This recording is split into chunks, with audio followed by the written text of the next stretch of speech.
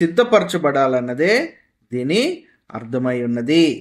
పూర్తిగా పాడైపోయిన స్థితిలో ఉన్న వ్యక్తి తన పాత జీవితాన్ని తీసుకొచ్చి బలిపీఠం మీద బలియాగముగా ఆ జీవితాన్ని అర్పించి పరిశుద్ధపరచబడి తిరిగి నూతనపరచబడి పరలోక రాజ్యం నిమిత్తము సిద్ధపరచబడాలన్నదే దీని యొక్క ముఖ్య ఉద్దేశమై ఉన్నది.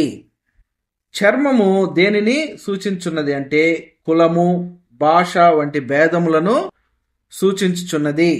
అలాగే మాంసము దేనిని సూచించున్నది అంటే ఆత్మ, జీవము, శరీరంలో బయల్పడు శారీరక స్వభావాలను తేటగా చూపుచున్నది. అలాగే రక్తము దేనిని సూచించుచున్నది అంటే ప్రాణమును రక్షించుకొనుటను చూపుచున్నది. అలాగే పేడ దేనిని చూపుచున్నది అంటే క్షయమైన